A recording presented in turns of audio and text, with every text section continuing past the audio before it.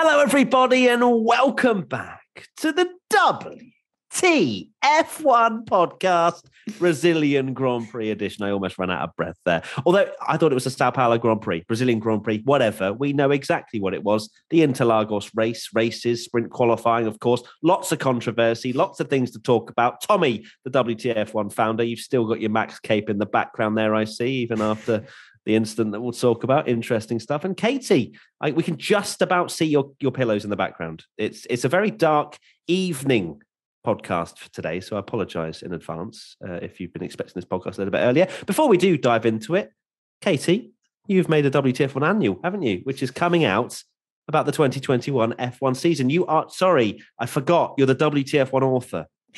I'm so sorry. It's also now in my contract called you, the WTF1 author, and Tommy, the WTF1 founder. So yeah, you've made a physical book, which is amazing. It's a great gift for Christmas, but you need to pre-order. You need to pre-order, don't you, Katie? Otherwise, you might not get it.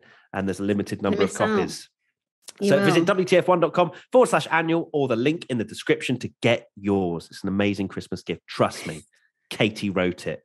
And Team WTF1 get an exclusive discount too. So hello to Team WTF1 as well that are watching this podcast live. And lots of links, Team WTF1 as well, on the WTF1 website. You know the deal. It's in the description. Anyway, 3-word race reviews. Let's dive straight into it, shall we? Isabella DZM, Hamilton never left. And Colin, alive and drive. I see you going for a bit of a rhyming there in the podcast sheet as well. I cannot believe Lewis Hamilton won that race, to be honest with you. With your 3-word race review. Tell us. Do you know what? I would love to. So my 3-word race review is It Seemed Unthinkable.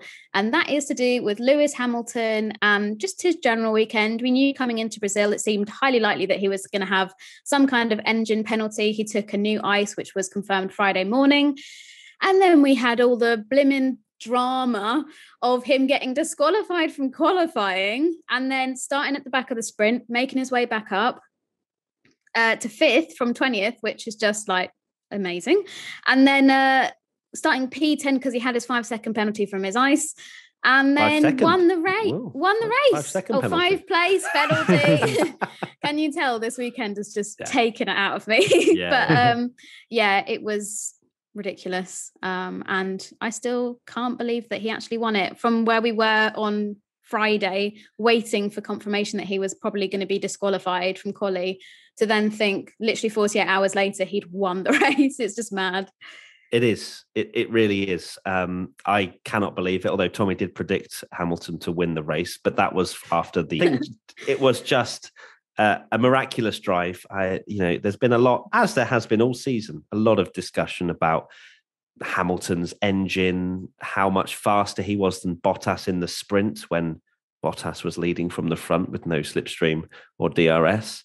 But apparently Hamilton had a 30-kilometre-an-hour advantage, which is not true. He was definitely very quick, but Mercedes have come out and basically said that they've absolutely whacked it up to 110% this engine to make sure that they can just do a drive like this. It may well end in a disaster and a failure at some point by the end of the season, but they are risking it all in some regard. And I mean, to be fair, if they just do this every single time and their engine blows every single race. I've heard people say that so I saw a funny comment that was like, it's essentially an engine undercut. Yeah. Where you just put a new engine in, take a 5-place penalty, and then you're just so much quicker that you can just get all the places back. Imagine if that becomes a thing and they just bang in a new engine every single race, and then Hamilton just wins every race from like P6. The controversy would be big, wouldn't it? But overall, as much as he did have an advantage with his engine, absolutely, the drive that he produced, both in the sprint and also in the main event on Sunday, was brilliant. And you can't take it away from him, because everything that people are trying to drag him down for is speculation. Yes, he was quicker in a straight line, but everything else, people are just speculating, and I'm sick of it. I know I'm now going to be the Hamilton fanboy, but we always are, aren't we? It changes every day. I mean, you say something good about Hamilton now, even though you have a Max Verstappen cape in the background. Exactly. See what people say. I mean, he's had so many good drives in his career, but I mean, a ridiculous drive. No matter how good his car was, it's amazing for him to do something like that. And it was just an unbelievable drive. Like I say, I predicted that he'd win the race after the sprint, but I don't think anyone could have predicted just how quickly he would have got through in the sprint. And then you were like, well, actually, he could genuinely get minimum, I think, podium. But for him to actually win, regardless of everything, people will always try and drag him down. But yeah, it's an unbelievable drive, just as everyone started to write him off. We love it, though. I love just, it's over. It's finished. Done. Every podcast. Can Mercedes come back, or can Red Bull come back? And it's almost written in the stars that we will get some sort of final showdown. It seems that way. I've said that now. I will be now blamed. 1, 2, Hamilton first, Verstappen second, and the next 2 races puts them exactly level on points for the finale, which would be very spicy indeed. It's set up for it, isn't it? Tommy, stop it. Even if there is that horrible 0.5, they both have 0.5 points, so it's fine. Yeah. Team WTF1 member Adam Burgess 7 says, I asked after the 2020 Turkish Grand Prix, 2020? Oh yeah, if that was Lewis's greatest drive, can we say that this was the greatest weekend by any driver? Oh God, Adam Burgess wants us to get flamed by Max fans. It's a hard one. It's a very difficult one because yes, he did very clearly have an advantage, as I said, but the drive that he did, especially, it's hard to kind of compare it because obviously he had 1 1/3 goes at it, right? Because of course he had the sprint, did amazing through there, could burn his tires up very quickly because of the fact it was a shorter race. You know, he could be aggressive, he could fly past, and then of course you start from 10th, but you are basically with Bottas and Verstappen again, whereas not being 20 seconds back. So yeah, it's definitely up there, but I think it's very difficult to say if it's better than any other weekend because it's a different weekend. Yeah, there's so many great drives in Formula One. I know it's a really boring answer, but it's kind of like the greatest of all time thing where you say, can't compare different eras all the time. What I will say is it's definitely one of his most epic drives. It became a bit of a meme, didn't it? That Hamilton, after every race, says, this is the best drive of my career. But I think this genuinely was definitely one of the best. And all these great drivers, thinking, like Senna's and Schumacher's, they have these drives in their careers, don't they, that will just live on forever in sort of motorsport memory. So Hamilton's had a few. Obviously, he won Germany it's not even the lowest grid position if you count that he started 10th. He's won Germany 2018 from 14th. Obviously, he had the Silverstone thing where he won on 3 wheels. It's just going to be another one of those races that everyone, when Hamilton retires, and in 10 years' time, when whoever is dominating and everyone's just moaning because they're not as good as Hamilton, that'll be the thing. Whereas, Hamilton was way better because he did this and this. It's all nostalgia and everything like that. So yes, it will happen again. Like you say, there are so many variables in Formula One, depending on the time that, like the year that the races happen, the driver themselves, the car, the track. There are so many different things that can influence what makes a drive great. But regardless of who you support, whether you're a Verstappen fan, whether you're a Hamilton fan, whether you're a Lando Norris fan, I'd like to think that people could appreciate just the sheer brilliance of Hamilton's drive yesterday. Twitter. No, I don't think I will. Yeah, literally, it's the internet. Nope. Now I'm not doing it.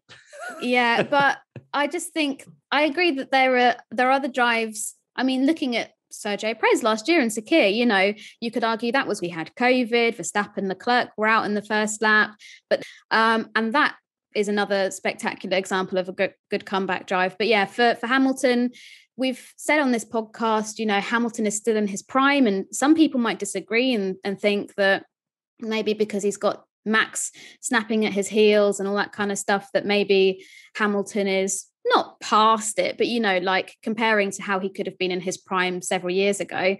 But I think this just very much shows that he's still got it, and he's still very much deserving of all the respect and admiration that he has in this championship. And I just think it was a fantastic drive, regardless of British bias or whatever you want to go on about. Don't worry, they've already wrote those comments when I first said that Lewis had an amazing drive. It's interesting. sort of topic of discussion, Lewis Hamilton and in his prime, when is the time that you would kind of label him as in his prime? Because when you look at this season, there have been a chunk of mistakes that Lewis has done. So you could almost, when you look back at it, I guess, in however many years when he retires, that maybe this was the year where he just fell off just that tiny bit. And then Red Bull just came swooping in with a very competitive car as well. But it's something that I guess we can't really measure until he retires. At Dan WMN, do you think it's unfair that the penalty of Lewis starting P20 was at the sprint race? The real points are on Sunday with the Grand Prix. Extra advantage, in my opinion. Penalty should be applied to the main race. Your thoughts? It's an interesting one. I mean, he was disqualified from... it's literally the format. Like, he was disqualified from the qualifying on Friday because his car did not fit technical regulations, and therefore his car was then fixed for the next session, which was sprint qualifying. So if you have anything to blame it on, it's the format. But him being disqualified, because that would make no sense. Because then he'd be disqualified for Sunday, but then he would still start on pole for Saturday after having an illegal car that he used on Friday to get there. Like, that makes no sense, because then you could just have a car that's completely not on the, going by the rule book. Like Alonso, he just sticks 6 wheels on the car and a 2,000 horsepower engine. Oh, but it's fine. I can still get 3 points on the Saturday, even though my car doesn't fit regulations. So for me, that question doesn't really make sense, because they have to disqualify him for the next session. Otherwise, all kinds of loopholes will happen. Exactly. Yeah. Friday qualifying is designed to set up the starting grid for the sprint. And so by having an illegal car on Friday means that you should be punished for Saturday's event.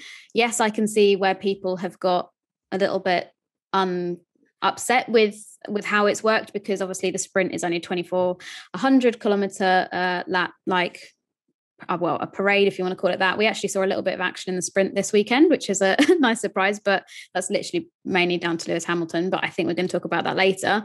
But yeah, these are the rules, though, that the FIA should have decided before sprint began. I know that Ross Brawn has been quite open and honest about certain aspects of the sprint that they openly say, like, we hold our hands up and say, we didn't think of that before the sprint actually came to light. For example, who gets the title of pole position. Yeah, exactly. And it's frustrating that there are quite a few loopholes that have been found out through things like that. But the FIA said pre-Silverstone, so before we had our first sprint, that dealing with on-track incidents, they will do it in exactly the same way that they would a normal Grand Prix, because they consider it to be a race.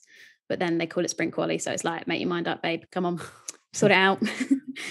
This is a classic case, and we've seen it a few times, mainly Silverstone with the penalty, that basically whatever happens at the end, we then decide that's the rule to stop Hamilton doing well.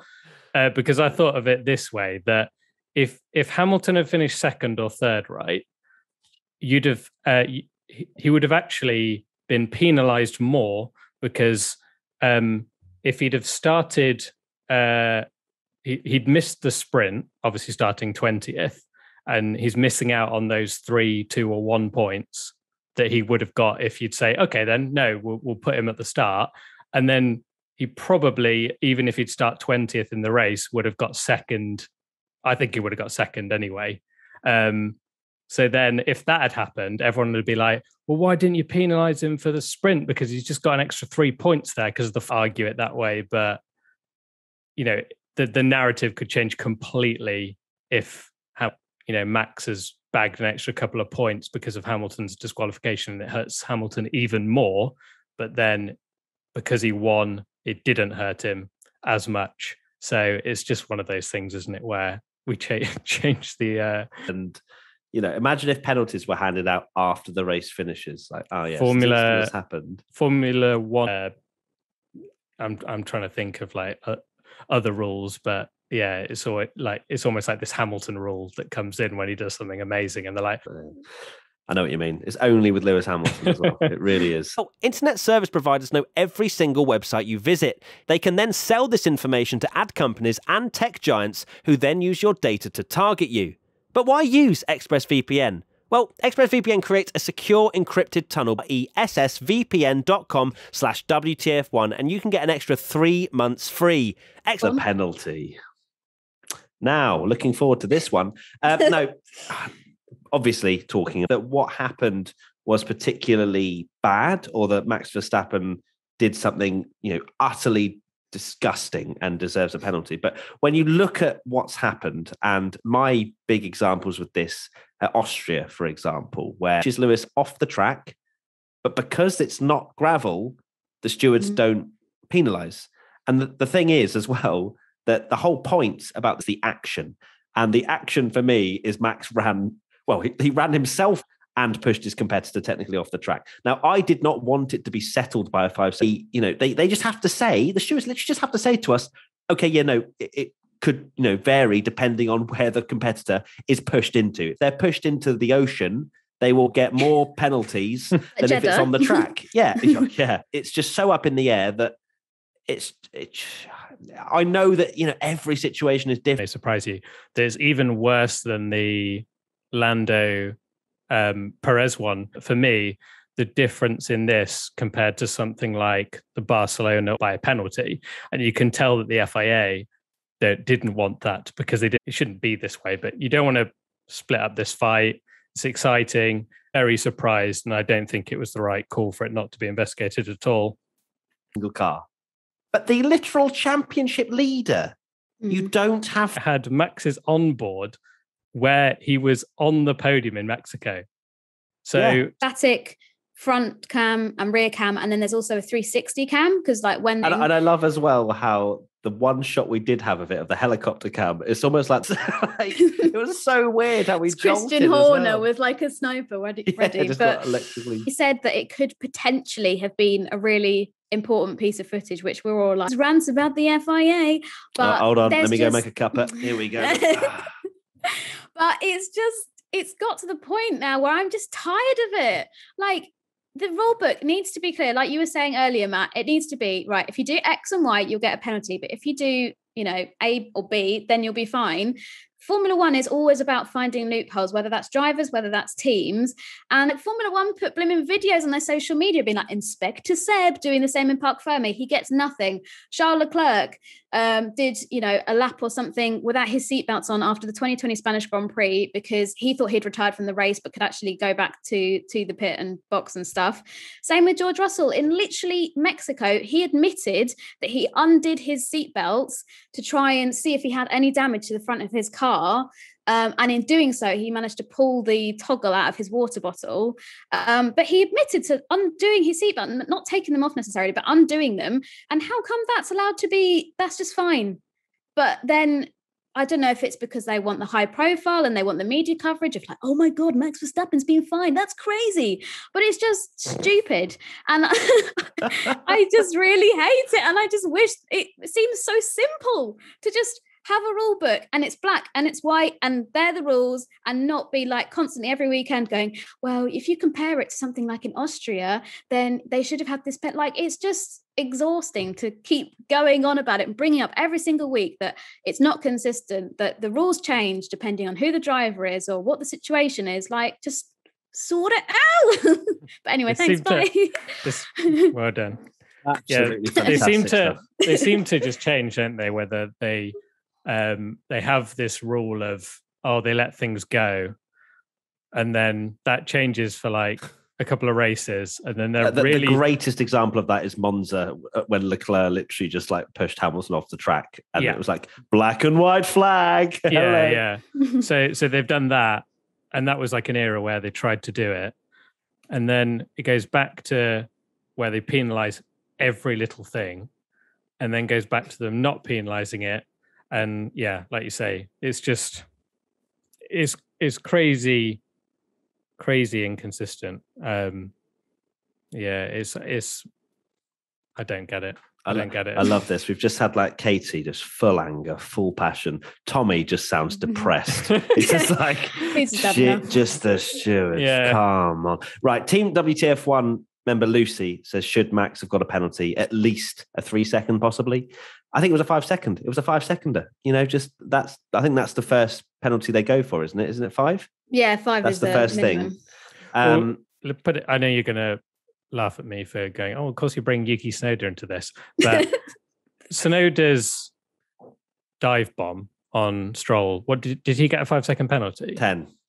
10. Okay, he got a 10-second penalty. Call yourself a fanboy. Yeah, I was just too depressed. I walked off. Crying. And say what you like about obviously like Stroll turning in. Does that mean if Hamilton had turned in to Verstappen's lunge and crashed into him, Max would have got a 10-second penalty? But because Hamilton moved out of the way, it's nothing. Yeah, like seems that way. It does seem that way, doesn't it? Well, so, there you go. What an absolute clown show is basically. I will actually apologize to absolutely nobody. Yeah, no. If you remember on the Italian Grand Prix podcast, and I basically said that the stewards would do everything they can to keep the title close. I think, if anything, this weekend showed that they're not willing to do that, because I'm glad they didn't, because in my opinion, and we'll go into it later, that the penalties given on Friday were fair. But that could have been like, their perfect excuse to give Max a big penalty because Lewis is behind in the championship, and equally, give Max a penalty so Hamilton gets more points and it closes the title up. But that's not happening. So I guess at least fair play to him for that point. Yeah, lovely Full stuff. start for the FIA. But yeah, it is like an overtake did seem inevitable. Doesn't mean Max should just wave him through and let him come through or whatever. But yeah, I'm just glad they didn't crash, to be honest with you. I'm very surprised they didn't, to be fair. First sprint race, they didn't crash. Yeah, literally the unfortunate record is that, they crashed at every single sprint race. And I was like, oh God, it's going to happen again. Do you think the worrying thing as well is that it sort of sets a precedent into the last 3 races when the championship's on the line, that they could do whatever the hell they want? Hamilton. Hamilton's team radio of course it's not, or whatever. However he reacted to Verstappen not being investigated, I think we will see a Lewis that's maybe slightly different if he's behind and they're fighting again, because he knows that, well, Max can get away with it. Why can't I? So it's a good point. Let's go to the next question. At Saluki Boo, it was mentioned during Sky Race Review, FIA had all the data when the judgment was reached. That can't be correct, as teams have to retrieve after race. So do you think there's a chance Max Verstappen might have a retrospective penalty once all data is received by the FIA? No, the race is done. I'm sorry. It's over. We can't... That's it. They have to make the decision there and then, don't they? There's not going to be any sort of new data. Max Verstappen turns in. There's unfortunately, for Max fans, not that. So that's a done, dusted, signed, sealed, delivered result. Unless they found out that they were cheating and the cars, whatever. Then, but no, that's done, isn't it, guys? That's Anything else to add on that? Pretty simple, pretty straightforward. I was just going to look and see, because normally when a final classification is put out, that's kind of it. It's done, it's dusted. I love nothing more than seeing the final classification document pop up, because it means I haven't got to worry about any more blimmin' drama. But I did have a look in the FIA sporting code, and it does say that stewards can amend the classifications, I guess, if necessary. So in theory, if, I don't know, radio came out of Max saying, I'm deliberately going to crush Lewis out, which I very much doubt will ever happen, but they could, but it seems a very small possibility. So yeah, I think it's they did it, Hamilton, didn't they, in 2008 Spa. Race finished, and then they found new evidence. That was the era where they've Wasn't that when he was fighting Kimi and he straight line the chicane or something? Straight line the chicane, backed off, and then took him at the next corner. And then they did actually change the rule. This is what everyone clearly wants from that era, that they do change the rule because Hamilton did something that wasn't the rule, and then they changed it. But that was kind of what I was alluding to before. That was very much the era where they were like, right, but let's do everything we can to make sure this is nice and close. But I'm not saying that. Potentially, maybe. We'll see. Last 3 races. At Adam Chapman 2398, were both fines classed as reasonable in your opinion, or are the FIA getting greedy? I'm not sure about that part. I was going to say, We've got an amazing video Greedy. actually coming out on Wednesday, and Yeah. you'll find out all about FIA fines and where they go and who they do and who they do. That's a bit weird. But no, I think it's just it's almost like they just pluck a number out of thin air. They're like, well, Hamilton's taking his seatbelts off. I reckon that's about 5K, Jim. And They he's get a dartboard and they're lovely. Yeah, literally. pick it out that way. It doesn't make any Yeah. sense for that to be 5K personally, but I think- found that odd as well, considering they charged Max 50K earlier for touching a rear wing. But I loved all the memes that came out of that, by the way, of like Max the wing bender and all this kind of funny thing. They were really good. But yeah, I think you've got to be careful saying, are the FIA getting greedy? Because it's not like it goes to Michael Massey's Christmas bonus. Like the money. can you imagine that if the stewards actually took a percentage of it and they're just like 5 seconds, and then 5,000. We're dining out tonight, boys. It's like, Yeah. it's not how it works. Like in Parc Ferme, like, oh, you've not done your shoelaces up. That'll be $5,000. Thank Or you. just like pushing someone like Ocon into someone else's rear wing. Oh, sorry, mate. You touched it though, didn't you? That's 50K. But, no, they're not getting greedy. It goes to some very useful funds. All more information will be coming out on Wednesday. We interrupt this WTF1 podcast for a very quick chat about one of our sponsors for this episode, Beer 52. We've been sent a free case of 8 craft beers from Beer 52, and you can get in on the action too. All you have to do is go to www.beer52.com/WTF1 and cover just the postage costs of £5.95. Remember, you have to be over 18, otherwise you're not allowed. Beer 52 is the world's largest beer club with over 170,000 active members, and each month members are sent a case with a different theme, so it doesn't get boring. It comes with a magazine and snacks, and if you don't like dark beer, you can just choose the light option. The opportunities are endless. To make sure you feel as comfortable with the offer as possible, you can pause or cancel at any time. There are no commitments here. You just got to enjoy the beer, and that's it. So what are you waiting for? Go to www.beer52.com/WTF1 and pay just the £5.95 postage to get all of this right now. Right, let's get back to the podcast.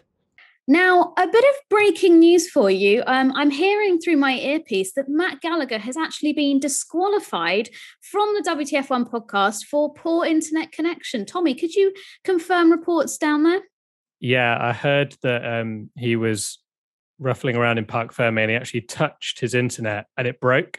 So it's gone. He's been fined €50,000 and he will no longer be taking part, unfortunately, for the rest of the podcast. But we'll have to carry on without him. It was, we've done our best, but otherwise we're going to end up not finishing this podcast before Qatar at this rate. So we're carrying on. We are. Do you want to go through your 3-word race review? Because we haven't even got to that yet. We haven't. So my 3-word race review is no best car. And that is in reference to, as it alludes, there's no real best car this year. I think it's probably the first time in years where there doesn't seem to really be a standout. I mean, this season it seems to have changed after every race. I can think of a few races where it's really felt like Mercedes had the best car. I'm thinking like Portimao, Monza.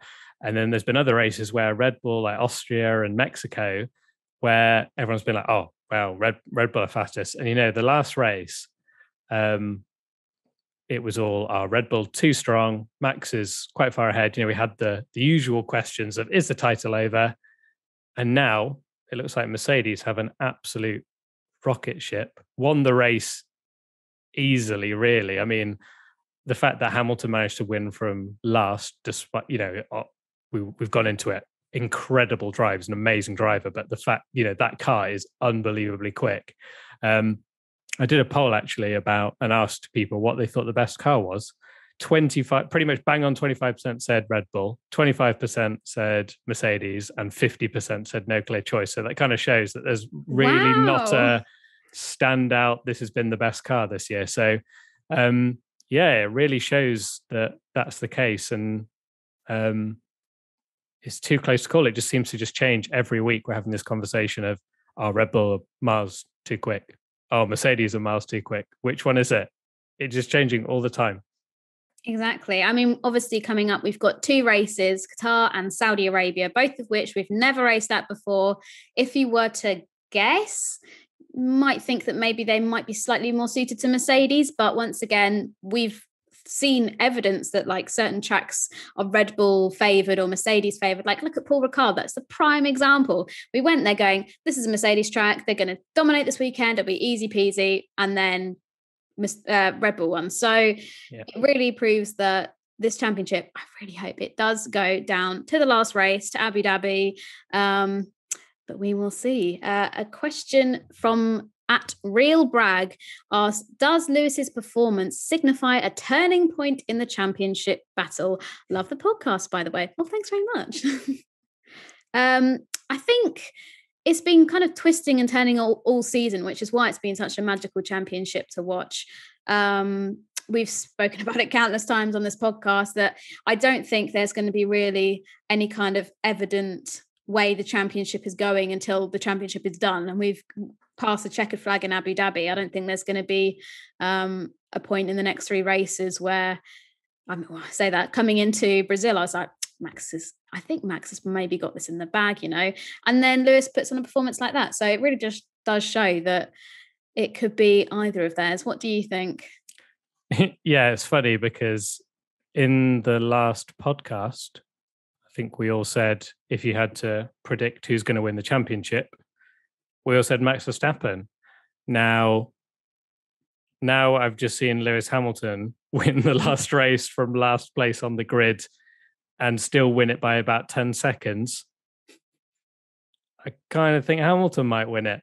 And I'm sure a lot of people might agree with me there that it just shows how good this championship is, that it seems to just change constantly. It seems, Max has won, it's over. And then now we're like, oh, well, Mercedes are going to be miles quicker in the final 3 races and going to win it easily. So you just don't know. It's just changing every single race. But it's definitely a big turning point because it shows that Hamilton, is not backing down. I think I wrote it on my Twitter that people writing him off forgot what driver and team it was that they're writing off. You can't write off Hamilton and Mercedes. Have you been watching for the last 7 years? Exactly that. Another question from at Feud. I'm so bad. I butcher people's Twitter handles all the time. Feudly. They ask, where did Mercedes get that pace from? It wasn't only on the straights where they were quicker. Now, obviously for Hamilton, he had a new internal combustion engine, which maybe added a little bit more speed. Maybe Interlagos is just a track that suits the car. I mean, after yesterday's victory, Mercedes Power has now won 10 races and in 10 races in Sao Paulo. So clearly it is a track that is, suitable for that Mercedes Power. But what do you think is down to it? And don't be saying illegal rear wings. Now where they've got to go for it. So there's that. Red Bull clearly think there's some dodgy dealings going on because the reason that Hamilton's DRS was investigated in the first place, it wasn't actually the fact that Red Bull thought that was the case. They just thought, they're not gonna have much to answer for. So you've seen loads of other things as well. Like I saw something on Reddit where someone posted like there's some kind of new DAS thing, but I watched that and I couldn't really see much going on. It wasn't quite so clear cut as DAS where they're pulling something. There's a lot of strange things that you see that we might not know other than that quick video post. So we shall see. I personally would like to think it's not illegal. Obviously, then this whole thing is really going to ramp up of how a Mercedes is quick.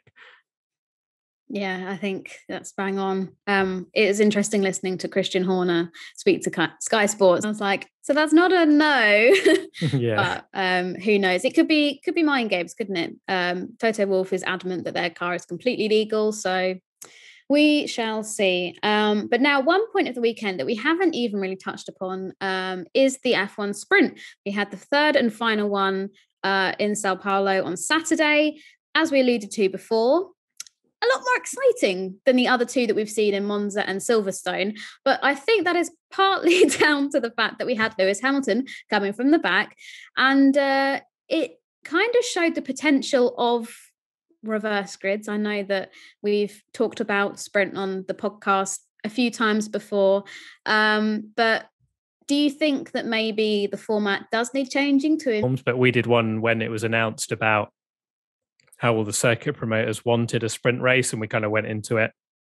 My biggest thing is the fact that normally they all start on the same tyre, and that's what happened in Monza, and it was DRS train, and it was very boring. Whereas in this, you actually had, for a start, there was excitement because the people at the front started on different tyres. So Bottas had the advantage at the start. He could pull away. The F1 drivers give up in the sprint. And I don't think we've seen it enough to say that they don't try at all.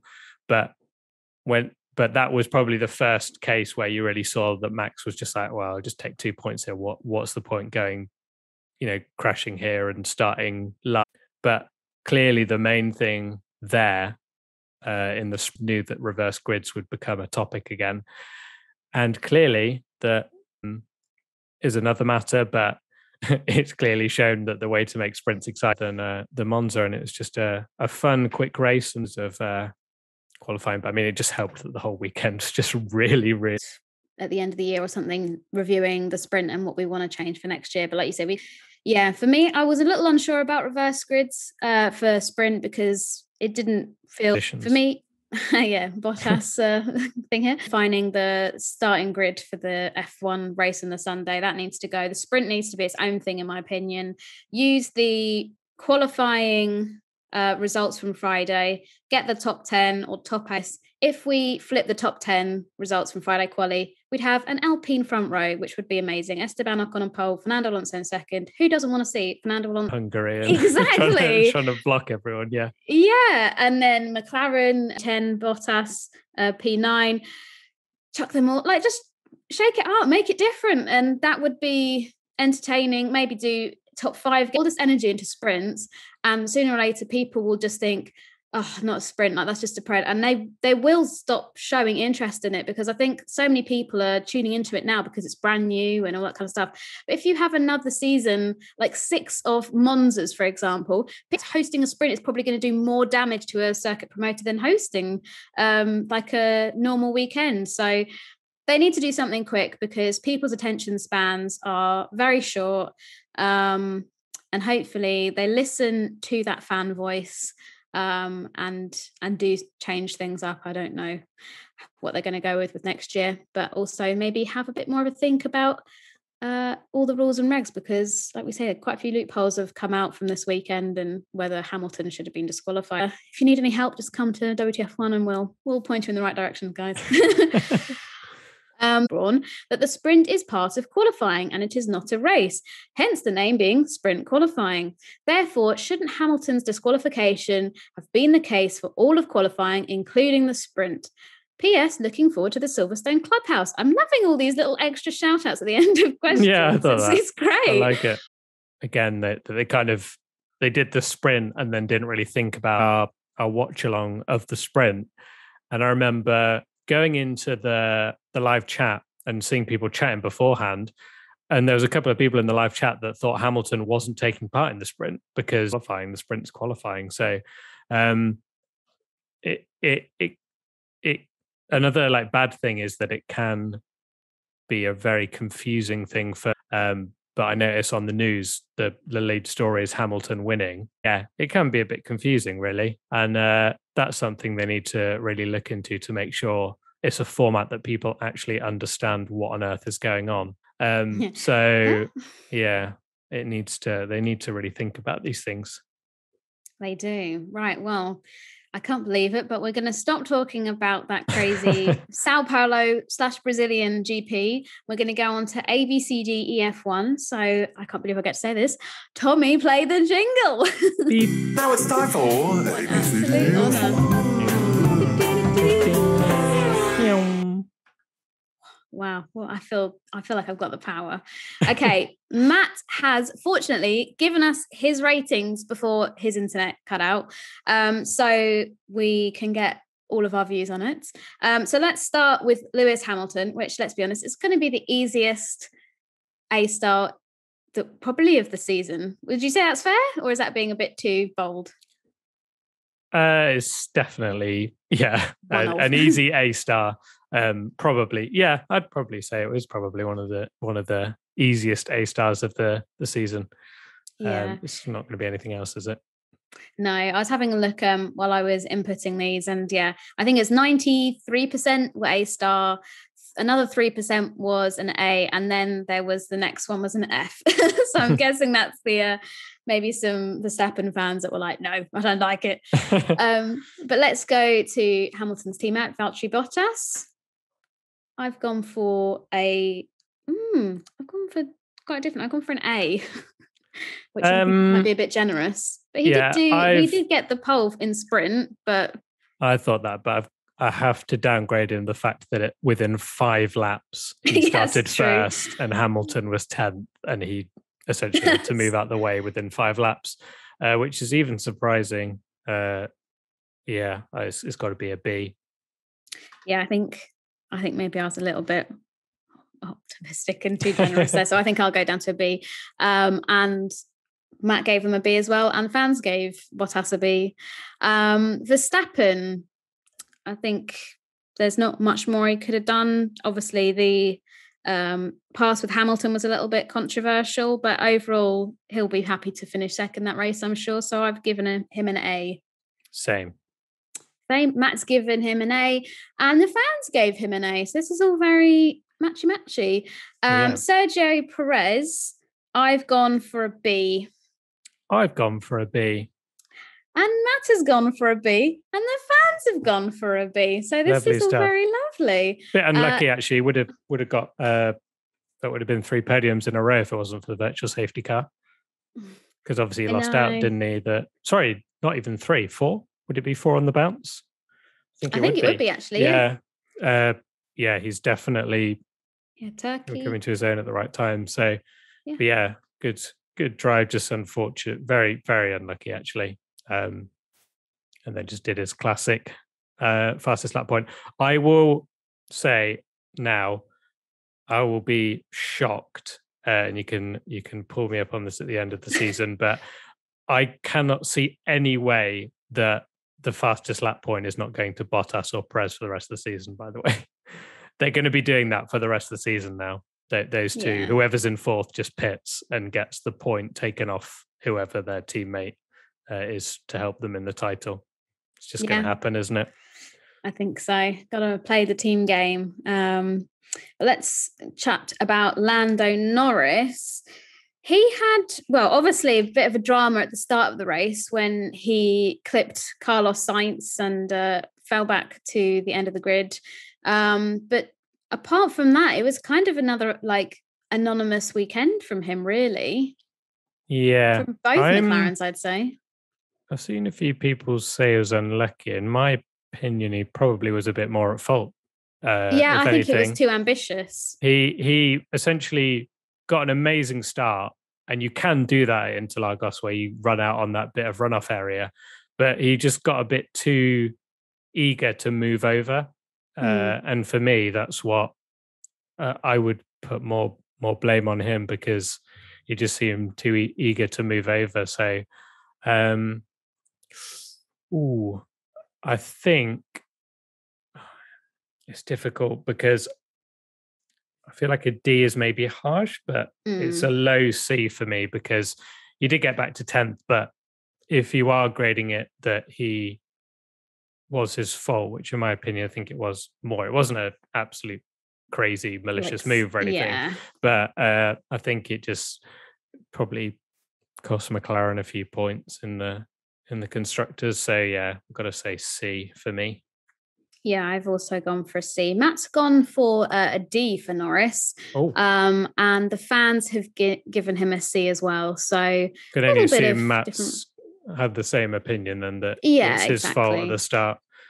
We have to talk about that video of Lando where If anyone's not seen it, there's a video of Lando Norris. He goes up to Carlos at the end of the race, and he looks so happy to see Carlos, like little just, puppy. like seeing an old friend for the first time in ages, really happy. And Carlos obviously says something to him about the race, and his face just drops. Like it's literally like instant sadness, and he's like, "Oh."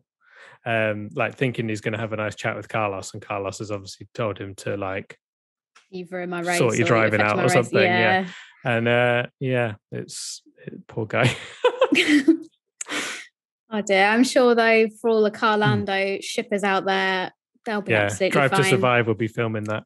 Oh, making it a big thing. That's what the whole season's going to be based on now, just that one bit in the media pen. They won't even cover the fines and the disqualifications this weekend. It would be the fact that Lando got upset about Carlos saying something. Amazing. And what about Danny Rick, retired, which is his first retirement since the start of the 2020 season, which is a shame. Whoa. I know. But yeah, disappointing end for him in Brazil. But once again, aside from that, like he didn't have the best sprint.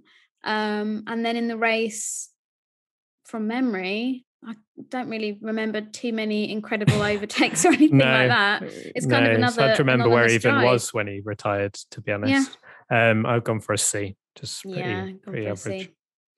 Okay, let's talk about the Ferrari boys. Charles Leclerc, I've gone for an A, I think is fair. Yeah, gone for an A as well. Yeah, and Matt's gone for an A, no surprise. And the fans have gone for an A, so it balances out. And Carlos Sainz, same grade, finished just behind Leclerc in 6th, so an A as well. Yeah, excellent from Sainz. Yeah, A. Yeah, A's great day for Ferrari. Really good, especially with Lando P10 and Daniel out of the points. That's going to help. They've pulled quite a big gap, haven't they? They have. And the fans gave both Ferrari drivers an A as well. Sebastian Vettel, I have gone for... where did he finish? He finished out of the points in 11th. I've gone for a C, but I feel like looking at what the fans gave and what Matt gave, that's going to be quite an unpopular opinion. Yeah, I'm trying to work out... he stopped short, he was... behind Norris. He was up there, wasn't he? At the start. No, I've got to give him a C as well because I think he'd have got in the points. Yeah. He was having quite a good weekend, but 11th. I know Aston Martin isn't a great car, but it's a C for me. Yeah, okay. And then, as I alluded to, fans gave Vettel a B and Matt also gave Vettel a B.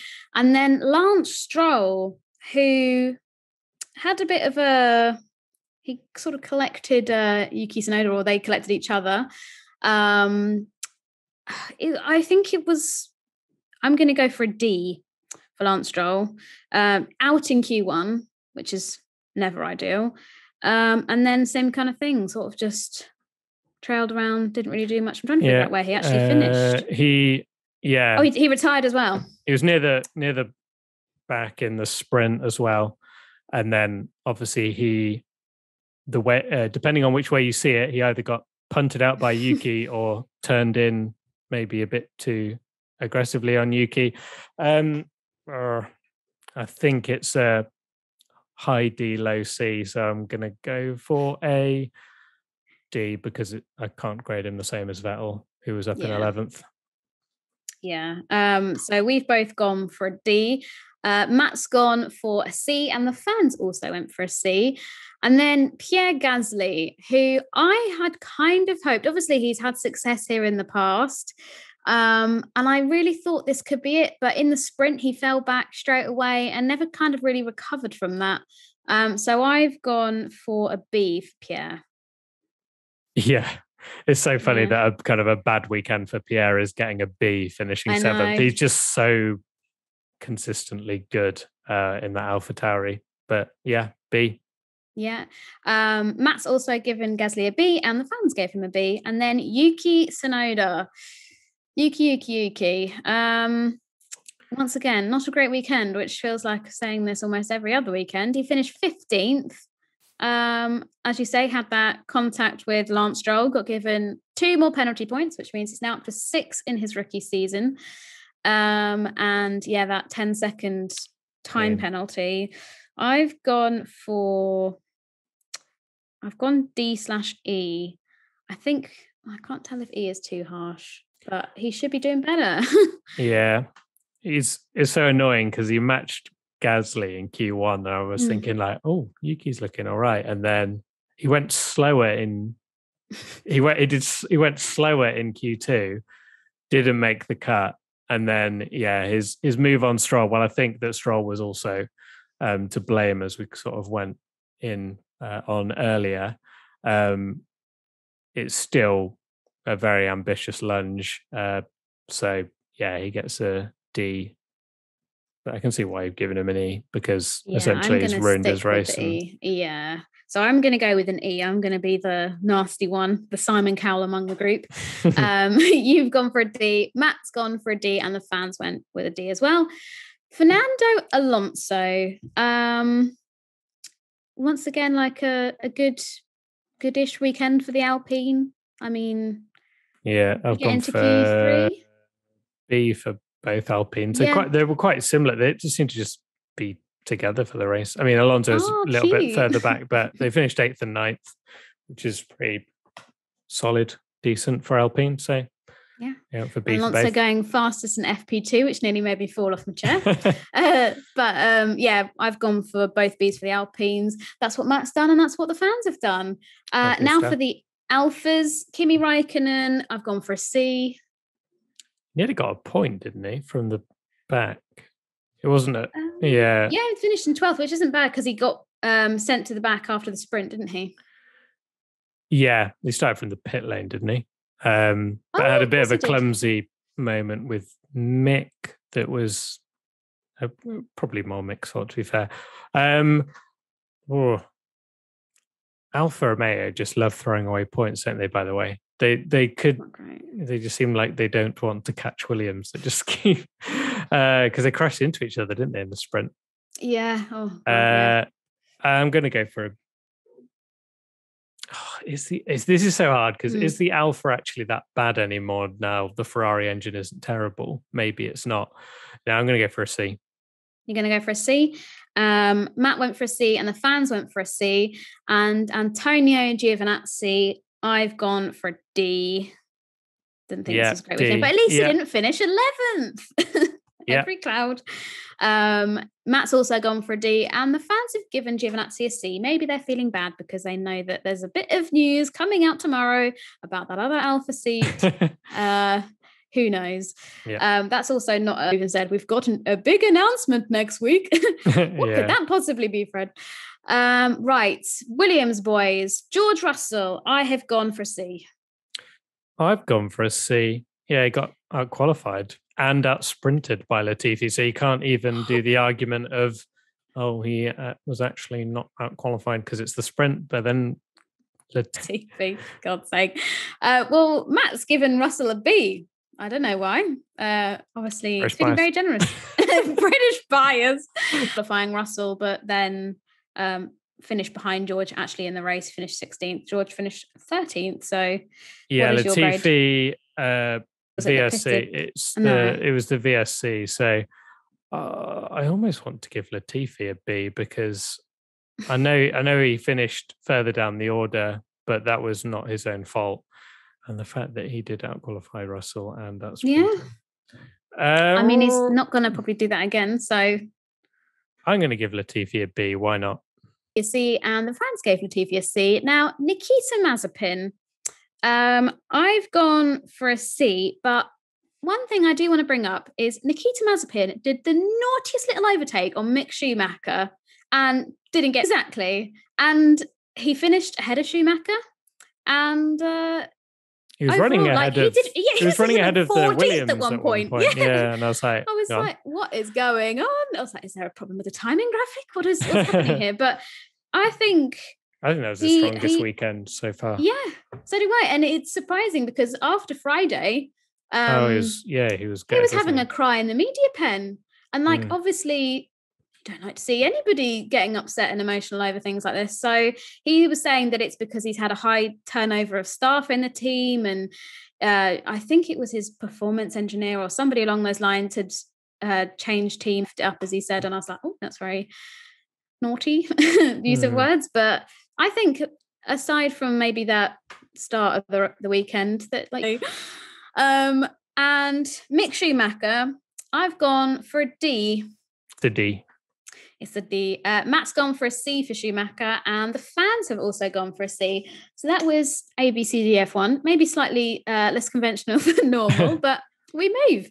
Right, predictions for the Brazilian Grand Prix. I shall read out Matt's as he's not here. Oh, and he can't argue for like he half can't points. Argue back. Brilliant. Whoop, whoop. Okay, so sprint race will be dull. I say no points. Tommy, 25 points clear. Also, no points.